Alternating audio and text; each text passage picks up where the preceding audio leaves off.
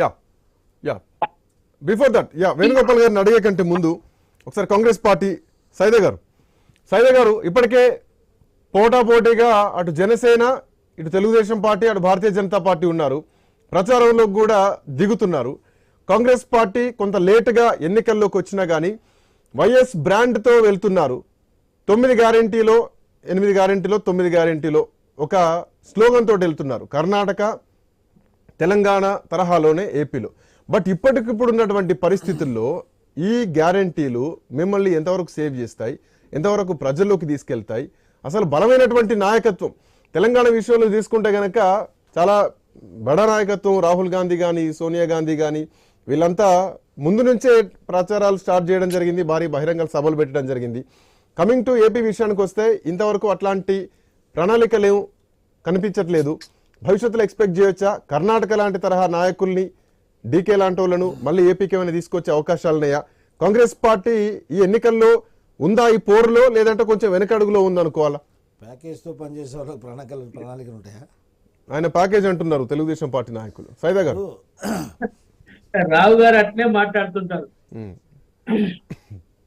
నమస్కారం శ్రీకాంత్ గారు, మీకు ప్యానల్ ఉన్నటువంటి పెద్దలు డాక్టర్ ఏఎస్ రావు గారు, అలాగే సోదరి అరుణ గారు, వైసీపీ నాయకులు అన్న వేణు గారు, అలాగే ఐన్యూస్ వీక్షకులందరికీ కూడా శుభ సాయంత్రం. ఈరోజు మీరు అన్నట్లుగా శ్రీకాంత్ గారు, కాంగ్రెస్ పార్టీ ఎన్నికల వ్యూహాలు రచించడంలో ఎక్కడ వెనక్కి తగ్గేదే లేదు. అదే విధంగా కాంగ్రెస్ పార్టీ శుభ్రమ్మ గారి నాయకత్వంలో ఆయన వచ్చినటువంటి అనతి కాలంలోనే మరి కాంగ్రెస్ పార్టీ గణనీయంగా మరి పెరిగినటువంటి విషయాన్ని చూస్తూ ఉన్నారు. ఈరోజు మరి గతంలో కాంగ్రెస్ పార్టీకి ఎక్కడ స్పేస్ కనిపించిన మీడియాలో కూడా ఈరోజు అన్ని ఎలక్ట్రానిక్ మీడియా రంగంలో కానీ పత్రికా రంగంలో కానీ మరి ఈరోజు స్పేస్ వస్తూ ఉందంటే అది కాంగ్రెస్ పార్టీ బలంగా పెరుగుతుందని చెప్పి సో ఈ ఎన్నికల్ని బలం పెంచుకోవడానికి ఉపయోగించుకుంటున్నారు. తప్పనిసరిగా. ఎందుకంటే మేము చెప్తా ఉన్నాం, మొన్న తెలంగాణ ఎన్నికలు మీరు పరిశీలించినట్లయితే ఎన్నికలకు 3 నెలల ముందు కూడా కాంగ్రెస్ పార్టీ తెలంగాణలో లేదు అని చెప్పి మరి బలంగా అన్ని పక్షాలు కూడా మాట్లాడాయి. అలాగే మీడియా రంగం కూడా విస్తృతంగా. తెలంగాణ విషయం వేరేనండి. తెలంగాణలో ఒక నిమిషం సైదా గారు, సారీ ఫర్ ఇంటరప్షన్. సైదా గారు, తెలంగాణలో ఆ యొక్క బీజేపీ పార్టీ ఒక నిమిషం అందుకే మీకు సారీ చెప్తున్నా. ఒక్క నిమిషం సైదా గారు చెప్తున్నా. తెలంగాణ మీకు తెలవాలా, మీ ఒక అవగాహన కావాలా తెలంగాణ ఏ విధంగా ఉందంటే, తెలంగాణలో కాంగ్రెస్ పార్టీకి 2 నెలల ముందు కూడా ఏం లేకుండే. ఏమైందంటే కవిత అరెస్ట్ డిలే కావడం వల్ల, ఇంకోటి ఇక్కడ రాష్ట్ర నాయకత్వం మారడం వల్ల బీజేపీ బీఆర్ఎస్ ఒకటి ప్రజల్లో ఒక అపోహ క్రియేట్ అయింది. దానివల్ల ఈ యొక్క పార్టీకి ఆల్టర్నేటివ్ ఎవరు లేక కాంగ్రెస్ కి పడ్డాయి తప్ప కాంగ్రెస్ పార్టీ చేసింది ఇక్కడ ఏం లేదు. కాంగ్రెస్ పార్టీకి అంత క్రెడిట్ లేదు. ఇప్పుడు చూడండి, ఇప్పుడు ఎంపీ ఎలక్షన్ లో కాంగ్రెస్ కి టికెట్లు వస్తాయి. మీరు ఏపీ బై ఛాన్స్ ఇక్కడ ప్రభుత్వం వచ్చింది తెలంగాణలో కాంగ్రెస్ పార్టీకి.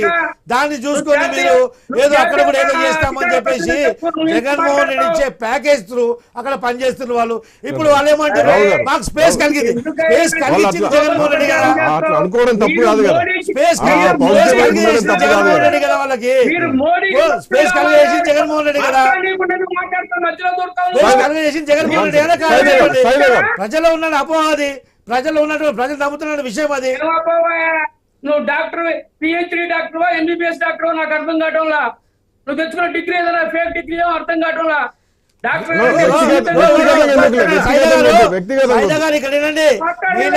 ఫేక్ రాజకీయాలు చేసే అవసరం మాకు లేదు. ఫేక్ రాజకీయాలు చేసే అవసరం లేదు. ప్రజల్ని మోసం ఎవరు చేస్తున్నారు ఇక్కడ? మొన్న హలీం అంబాసిడర్, బ్రాండ్ అంబాసిడర్ అయింది ఇక్కడ మీ నాయకురాలే. ఇప్పుడు అక్కడ పోయి మాట్లాడుతుంది. మీకు మాట్లాడొద్దు. ఏం తెలుసా ఇక్కడ ఏం జరిగింది? ఇక్కడ కాంగ్రెస్ పార్టీ ఏ విధంగా వచ్చింది అధికారంలో తెలుసా? తెలంగాణలో వచ్చింది, మాకు ఆంధ్రప్రదేశ్ లో అదే వచ్చింది, మాకు ఆంధ్రప్రదేశ్ స్పేస్ వచ్చి ఏమొస్తుంది? మీ ఆంధ్రప్రదేశ్ లో మీ కమిట్మెంట్ ఏంటి? ఆంధ్రప్రదేశ్ ప్రజలకు ఏ విధంగా నమ్మాలి?